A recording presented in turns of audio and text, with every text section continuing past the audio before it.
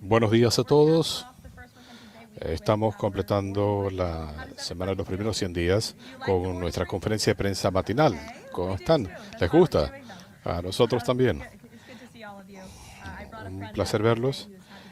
Traje a un amigo hoy quien con gusto responderá sus preguntas, pero antes algunos comentarios. A las 11 de la mañana el presidente Trump participará en un evento del Día Nacional de Oración, donde habrá personalidades de todos los credos del país para seguir pidiendo bendiciones sobre nuestro gran país. En el evento el presidente firmará una orden ejecutiva estableciendo una comisión de libertad religiosa. Más adelante el presidente viajará a la Universidad de Alabama, donde pronunciará el discurso de graduación a la clase de 2025. Ayer vimos como el presidente Trump es nuestro negociador en jefe. Logramos un acuerdo histórico para establecer el Fondo de Reconstrucción de Ucrania, Estados Unidos-Ucrania. Es la primera alianza de este tipo para la reconstrucción y el éxito económico a largo plazo de Ucrania. Estados Unidos y Ucrania se van a beneficiar ambos con este acuerdo. Estados Unidos está asumiendo así una participación en un futuro de paz para Ucrania. Esta alianza establece un fondo que recibirá 50% de todos los ingresos derivados de proyectos de recursos naturales en Ucrania. El presidente Trump ha dejado en claro desde el comienzo que él quiere que termine la masacre. Esto demuestra cuán comprometido está el presidente para obtener y consolidar la paz. Mañana el presidente cumple sus primeros 100 días en el cargo. Hemos estado hablando de cómo el presidente está cumpliendo las promesas que le hizo al pueblo estadounidense. Ayer el presidente una vez más demostró por qué él es el presidente más accesible y transparente en la historia de los Estados Unidos cuando tuvo su cuarta reunión de gabinete abierta a la prensa. Todos los miembros del gabinete explicaron en detalle cómo sus distintas carteras están mejorando la calidad de vida para los estadounidenses, para las empresas, y el presidente también permitió que ustedes hicieran preguntas. Una de las razones por las que el presidente Trump obtuvo casi 80 millones de votos y recibió un mandato claro del pueblo estadounidense es por el contraste que presentó durante la campaña y lo sigue presentando hasta el día de hoy. Todo en la agenda del presidente Trump está basado en una cosa: sentido común. El Partido Demócrata insistió en sus locuras. El presidente Trump prometió restablecer el sentido común en los Estados Unidos de América. En poco más de 3 meses eso es lo que ha hecho. Él reconoce que Estados Unidos es una nación soberana que no puede sobrevivir si no protege sus fronteras. Así que aseguró la frontera en tiempo récord y le puso fin a la invasión de decenas de millones de inmigrantes ilegales a nuestro país. El presidente sabe que su responsabilidad primordial es la seguridad del pueblo estadounidense, y por eso está arrestando a invasores extranjeros peligrosos que son una amenaza para nuestra seguridad pública. Para el presidente es inaceptable permitir el gasto dispendioso y el fraude de los fondos de los contribuyentes, y por eso el presidente ha defendido un histórico esfuerzo que ha ahorrado casi 200.000 millones hasta la fecha. Estados Unidos tiene la bendición de tener enormes reservas de petróleo, así que le pusimos fin a la guerra irresponsable de Joe Biden contra la industria energética de Estados Unidos, fortaleciendo en el proceso nuestra seguridad nacional. El presidente Trump considera que los estadounidenses deben tener la libertad de manejar el vehículo que deseen, así que le puso fin a los mandatos desastrosos del gobierno de Biden. El presidente Biden honra su promesa de igualdad ante la ley, así que le ha puesto fin a las preferencias por diversidad e inclusión en los contratos federales y ha dado instrucciones para que se combata la discriminación en el sector privado. La diversidad e inclusión son iniciativas que dividen al país. El presidente Trump le ha puesto fin a esto. En el país del presidente Trump, la dignidad individual, el duro trabajo y la excelencia son los únicos criterios para determinar quién avanza. El presidente Trump es un defensor de la libertad de expresión y es por eso que se le ha puesto fin a los intentos de censurar a los estadounidenses. El presidente considera que los estudiantes universitarios tienen el derecho a la libertad de expresión y a ir con seguridad a sus estudios. El presidente tomó medidas enérgicas contra activistas pro Hamas en las universidades. Y el presidente sabe que los jóvenes estadounidenses son el futuro.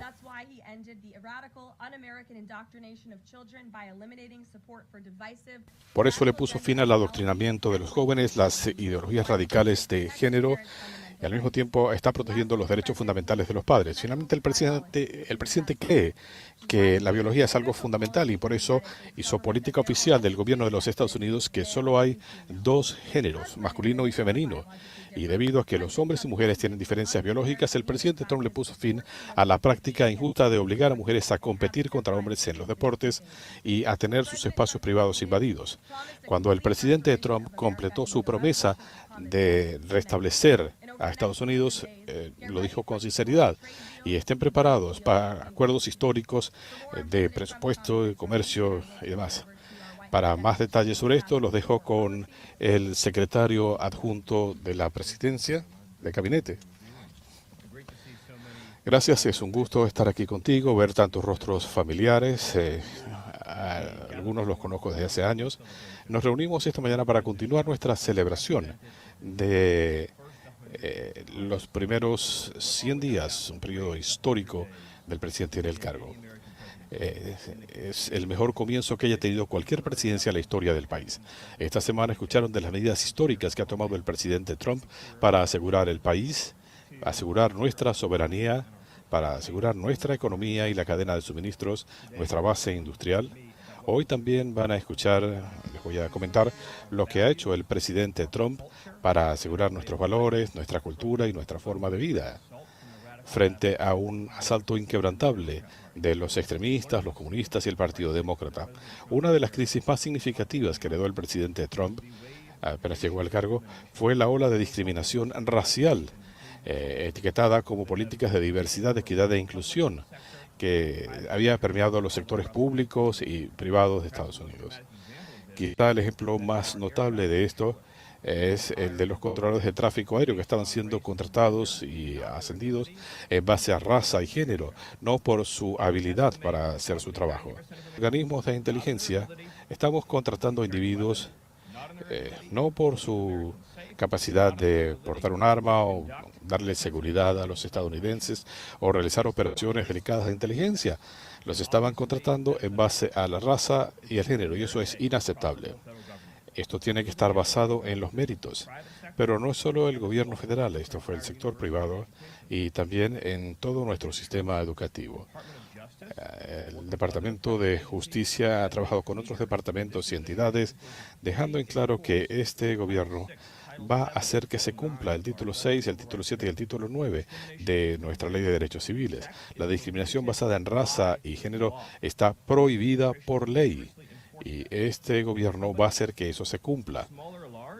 Y las empresas, grandes o pequeñas, que violen lo que establecen las leyes de Estados Unidos, van a enfrentar las medidas pertinentes. Este gobierno no va a dejar que nuestra sociedad caiga en un estrangulamiento por diversidad, equidad e inclusión. Será un sistema de méritos. Es un asunto imperativo desde el punto de vista económico. Cuando se contrata a gente en base a los méritos, como ha instruido el presidente Trump, se promueve la innovación, el crecimiento, la inversión, la generación de empleos, se crean los productos más seguros para el país. Cuando un ciudadano va a un hospital por una emergencia médica, no le importa la raza o el género de sus médicos o enfermeros. Quieren el mejor tratamiento posible. Cuando están viajando en avión, quieren que el piloto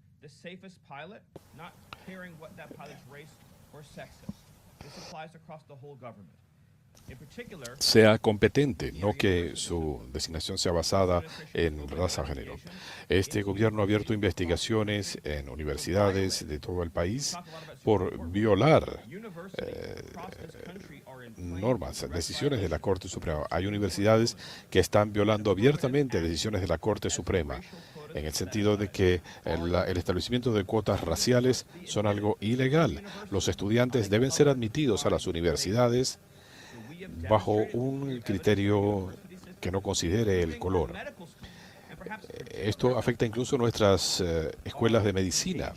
especialmente a través donde se está practicando discriminación racial, se están reservando espacios y estableciendo cuotas, tratando de evadir las decisiones de la Corte Suprema. Y nuevamente, esto está consagrado en las leyes. Las universidades ya lo saben y ya están enfrentando las consecuencias financieras de no cumplir con las leyes federales. El ejemplo más claro es Harvard, que reiteradamente ha violado estas leyes. Otras áreas de las que hemos hablado mucho es el título 9, la discriminación sexual. Este gobierno le puso fin a las políticas del gobierno de Biden y del Partido Demócrata de permitir que hombres participen en deportes femeninos, que los hombres ingresen a espacios reservados para las mujeres. Estamos usando todos los recursos por instrucciones del presidente Trump para que las universidades queden sin fondos federales si permiten que los hombres invadan los espacios privados y deportivos de las mujeres. Igualmente, se está coordinando con las autoridades estatales y locales para luchar contra el abuso infantil en los sistemas escolares. Es un abuso infantil cambiar el género de un niño, especialmente si no se notifica a los padres. Si un niño de 5 o 7 años va a la escuela y un maestro trata de convertir a un niño en niña o viceversa, eso es abuso infantil y es una violación flagrante de los derechos de los padres. Esto incluye también el mensaje del Ejecutivo a los sistemas hospitalarios que no van a poder utilizar fondos de los contribuyentes para realizar castraciones químicas o mutilación sexual de niños.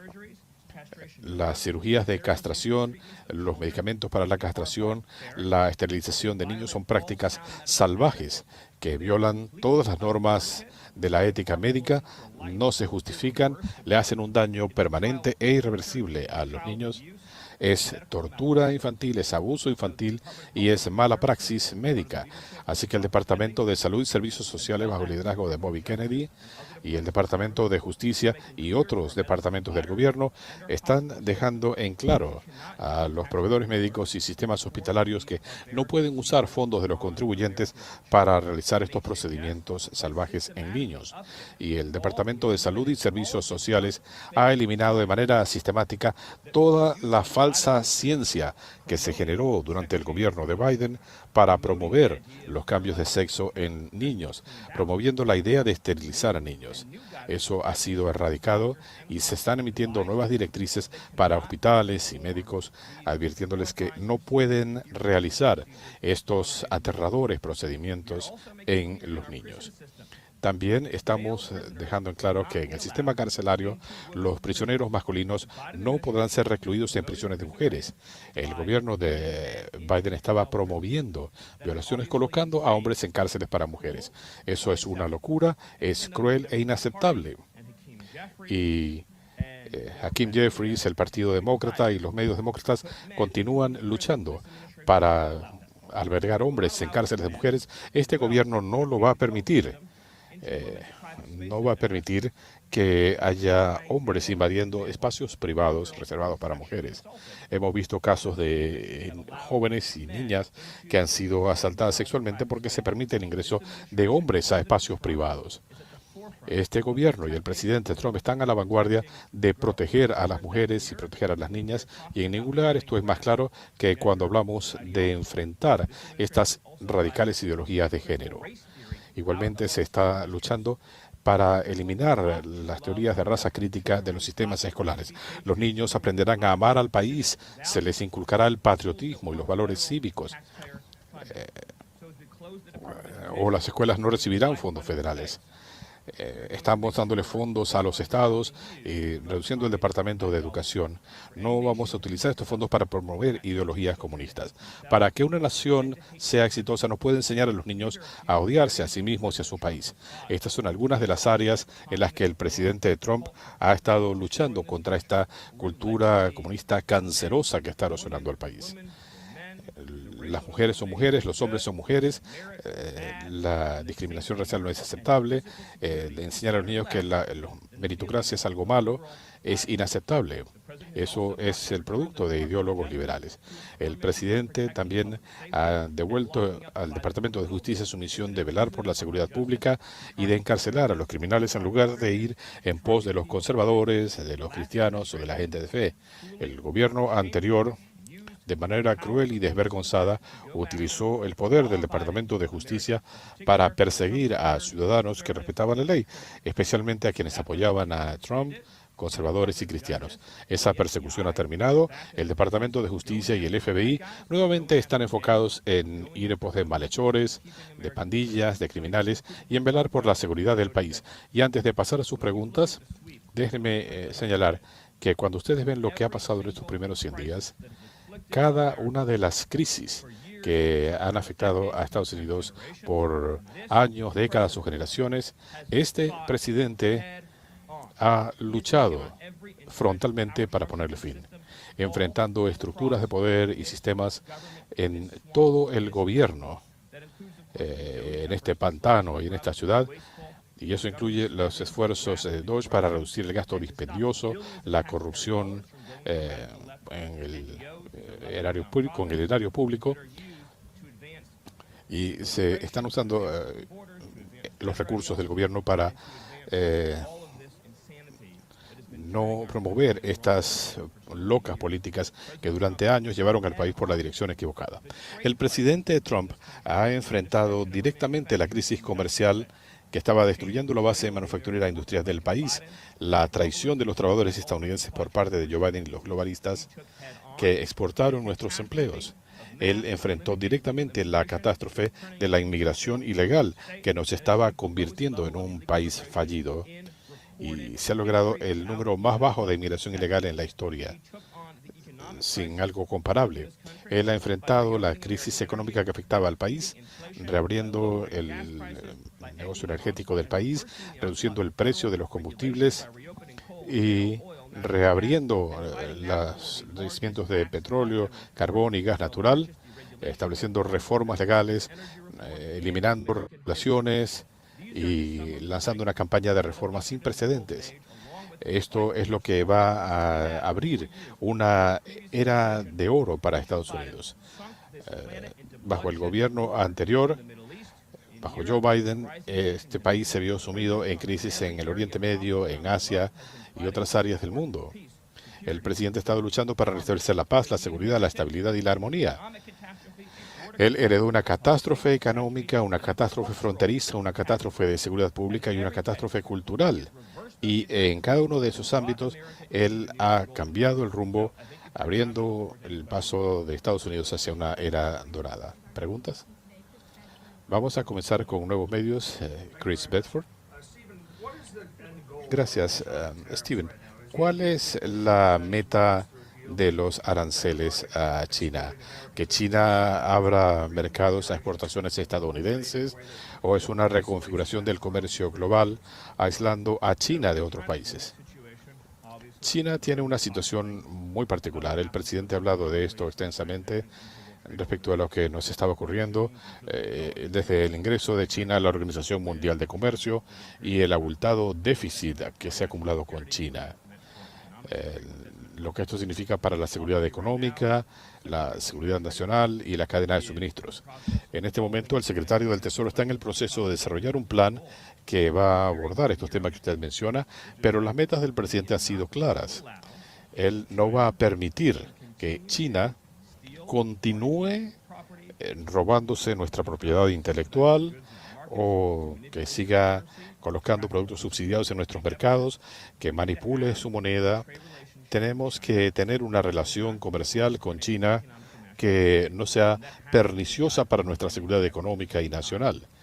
Al mismo tiempo, los aranceles van a generar ingresos adicionales para este país, lo que nos va a permitir avanzar en nuestros planes de recortes fiscales y reformas.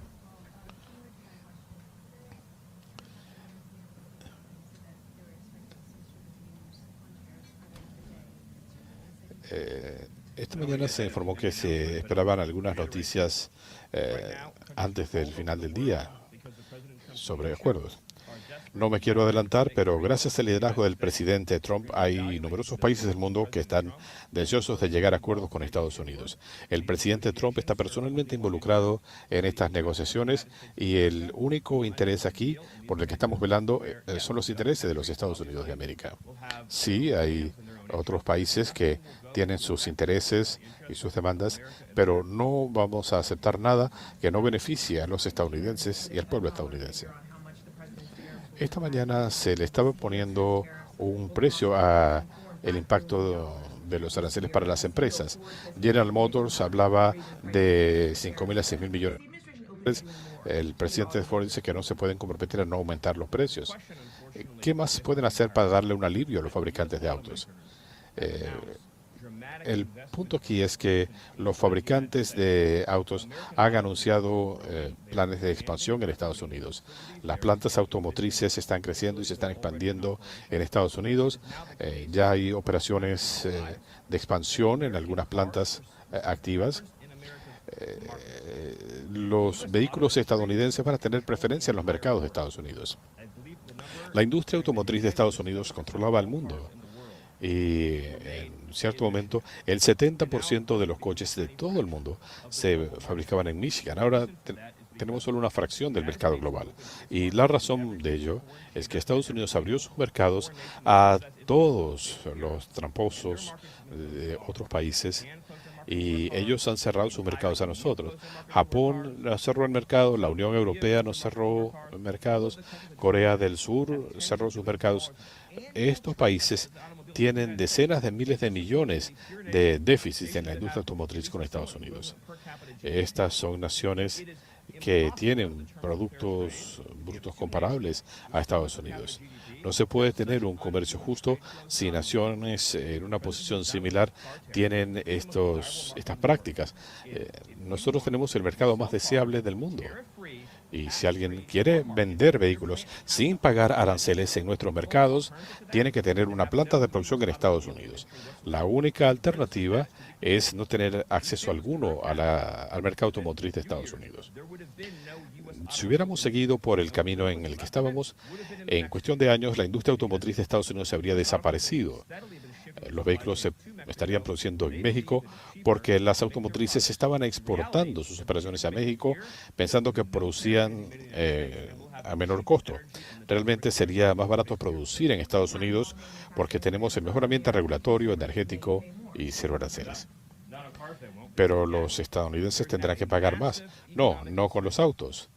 En este momento hay un enorme incentivo para los productores de automóviles para ampliar la producción en los Estados Unidos y los coches que produzcan aquí no pagarán aranceles. Hoy la Cámara de Comercio dio a conocer una carta dirigida al gobierno de Trump pidiendo alivio arancelario para los pequeños negocios. Dice que para salvar a los pequeños negocios y evitar una recesión había que tomar medidas. ¿Están considerando un alivio arancelario? Esto se va a dar en la forma del mayor recorte fiscal en la historia de los Estados Unidos. Un recorte que, por cierto, todos los demócratas tienen pensado votar en contrario. Esto significaría casi $4.000 adicionales para cada familia. El presidente quiere que haya la posibilidad de descargar de los impuestos los gastos de inversión en Estados Unidos. Este será el recorte fiscal, el ajuste fiscal más a favor de los negocios que ha tenido Estados Unidos. Al mismo tiempo que hacemos esto y se reestructura la cadena de suministros, esto significa que no se van a pagar aranceles porque la producción y la cadena de suministros van a estar en Estados Unidos. ¿Y algún alivio en el corto plazo? Sí, por la vía de los impuestos. Y nuevamente, los aranceles solo se aplican a productos hechos fuera de los Estados Unidos. En cuanto al acuerdo sobre tierras raras firmado anoche, ¿cuándo entrará en operación? ¿Cuáles son los plazos? ¿Y qué clase de ventaja le da esto a Ucrania sobre Rusia? Creo que lo más importante de este acuerdo y espero darles una actualización en corto plazo. Estamos avanzando muy rápidamente, no solo en esto, sino en todos los acuerdos sobre minerales que está haciendo el presidente. Estamos abriendo minas en todo el país, también estamos buscando acuerdos sobre energía y minerales en todo el mundo. El presidente emitió una orden ejecutiva concerniente al carbón. Hemos visto incrementos notables en la producción de carbón en Estados Unidos. Así que estamos aprovechando de estos enormes recursos que hay en Estados Unidos. Somos un país rico en minerales. Con respecto a ese acuerdo, estamos trabajando para ponerlo en práctica cuanto antes. Y la idea es pagarle a Estados Unidos los cientos de miles de millones de dólares que Estados Unidos ha usado para costear la guerra en Ucrania. Eso es lo más importante. ¿Y qué clase de ventaja da esto? La meta del presidente nuevamente es que termine la matanza y se llegue a un acuerdo de paz. Ese es el objetivo último. Este gobierno ha subrayado el tema de la transparencia en el precio de la atención médica o los boletos para conciertos. ¿Por qué el gobierno se opone que Amazon tenga transparencia en tema de precios? Con todas las cosas que hace Amazon, ¿por qué iban a publicar un índice teórico? Por ejemplo, ellos indican los recargos que significan las leyes de California, las regulaciones que no funcionan en California por regulaciones particulares de ese estado o la burocracia. Todo lo que se produce en California conlleva un encarecimiento. ¿Por qué Amazon no habla de la ventaja que tienen productos hechos en Alabama frente a los de California, por ejemplo? Quien quiera que haya propuesto esta idea no lo iba a hacer. Pero la idea parece haber sido socavar nuestras negociaciones con China. Otro punto importante de lo que ha habido muchas quejas es que hay muchos productos que se venden en Amazon que lo que son es imitaciones de productos estadounidenses robados por China. Así que dicen que estamos peleando con Amazon. Lo que queremos es no perjudicar a los consumidores estadounidenses. El ejecutivo estaría considerando reevaluar normas de cumplimiento. El secretario Rubio indicó ayer en la reunión de gabinete que este gobierno no va a discutir públicamente los detalles internos de las negociaciones de política exterior. Y particularmente no vamos a permitir que un juez de distrito trate de convertirse en secretario de Estado. El secretario Rubio es quien está al frente del Departamento de Estado, es quien maneja las relaciones día a día con El Salvador. Tenemos que expresar agradecimiento a El Salvador por acceder a recibir algunos de los individuos más peligrosos que estaban en las calles de Estados Unidos, colocándolos en un lugar seguro para que no sigan en actos de terrorismo o trabajando en coordinación con el régimen de Maduro. Ustedes vieron una evaluación reciente del FBI indicando que el régimen de Maduro estaba utilizando y pensaba usar a terroristas del Tren de Aragua para llevar a cabo asesinatos en territorio estadounidense. Pocos de ustedes cubrieron esto. Se preguntarán por qué o por qué sus editores no asignaron estas historias. Pero esto es una noticia muy importante. El gobierno de Biden permitió el ingreso de una fuerza terrorista que estaba complotando para cometer asesinatos en Estados Unidos a instancias del gobierno de Maduro. Esos son los terroristas que el presidente Trump está ubicando y deteniendo y que los activistas demócratas quieren mantener en suelo estadounidense. El Tren de Aragua tiene el mismo estatus de Al-Qaeda y de ISIS. La MS-13 está también en la misma categoría. Estos son terroristas que estaban operando en nuestro país y estamos agradecidos de El Salvador por acceder a recibir a estos terroristas. Hay evidencia de las actividades violentas de estos individuos. Este individuo actuó en forma violenta contra su esposa. Hay información documentada de que ha cometido delitos de tráfico humano. alguien que tiene documentada su filiación con la MS-13. Esta es una persona que representaba un peligro para el pueblo estadounidense y es muy triste desde la óptica de los medios, muchos aquí representados, que continúen obsesivamente de amparar a este individuo sin darle cobertura en sus medios a los casos de los estadounidenses violados, torturados y asesinados por estos inmigrantes ilegales en el país que vinieron bajo Biden. Ustedes hablan del debido proceso. El gobierno de Biden tomó la decisión de aplicar el debido proceso a 2 terroristas del Tren de Aragua detenidos en la frontera hace un par de años. 2 caballeros de Venezuela, miembros del Tren de Aragua. El gobierno de Biden los detuvo y tomó la decisión de darles amplitud de debido proceso para colocarlos en un programa de libertad supervisada.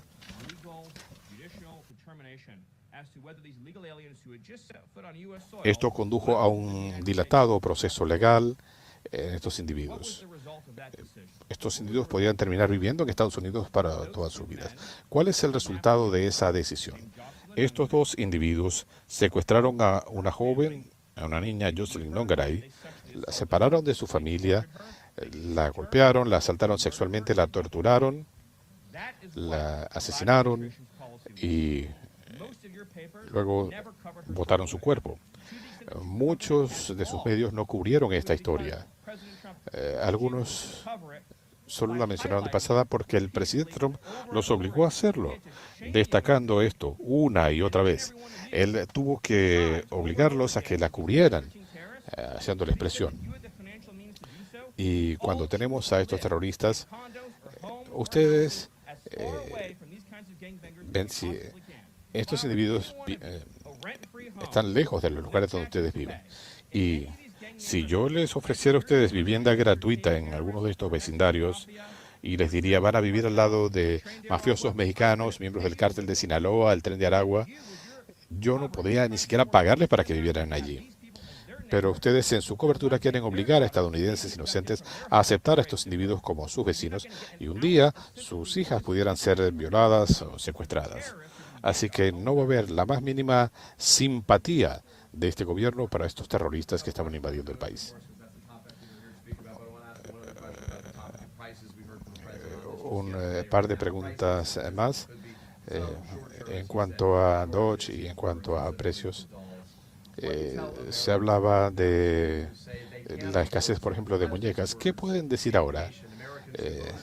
El presidente decía que los estadounidenses que votaron por el presidente Trump debían tener paciencia respecto a sus promesas de bajar los precios desde el primer día. Los precios bajaron desde el primer día. La inflación se ha reducido considerablemente, el precio de la gasolina ha bajado considerablemente, hemos tenido aumentos en la inversión en los Estados Unidos de América. El precio de los huevos ha bajado más del 80%. La realidad es que podemos rendirnos económicamente frente a China o recuperar nuestra base industrial. Y no es solo China. En el caso de una emergencia nacional, esta es la primera responsabilidad del presidente como comandante en jefe. Frente a una emergencia nacional no podemos depender de otros países para obtener acero, aluminio, energía, tecnología. Ninguno de estos componentes esenciales para el país. El presidente está cumpliendo su obligación como comandante en jefe, algo que sus predecesores no hicieron. Y a pesar de todo esto, como he mencionado, la inflación ha bajado, los empleos han aumentado, especialmente los trabajos para trabajadores estadounidenses.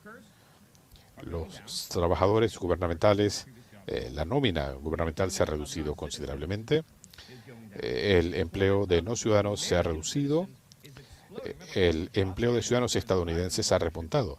Recuerden que todos los avances laborales bajo el gobierno de Biden beneficiaban a trabajadores extranjeros. Así que si usted es un trabajador estadounidense, pasó durante 4 años de Biden bajo una situación de depresión.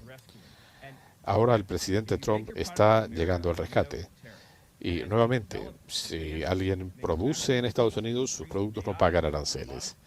Estamos incrementando la participación en tecnología, en inteligencia artificial y demás. Usted dice que los precios han bajado en general, el presidente lo mencionó. Él hablaba del tema de las muñecas. Dice que se puede pagar un poco más en este momento. Creo que todos los consumidores estarían de acuerdo en que él tuvo que decidir. Yo tengo niños pequeños también. Y decidir entre una muñeca hecha en China, que puede venir con pintura con plomo, o una muñeca hecha en Estados Unidos, bajo estándares regulatorios más altos y con mayor calidad. Estos dos productos pueden estar en Amazon, pero estarían dispuestos a pagar por un producto mejor. Pero el punto clave es este. Con los recortes fiscales, recortes regulatorios, recortes en el precio de la energía y otras cosas que está haciendo el presidente Trump para lanzar esta era de prosperidad en Estados Unidos, para salir de este camino de la ruina financiera, será más barato que nunca el producir en Estados Unidos.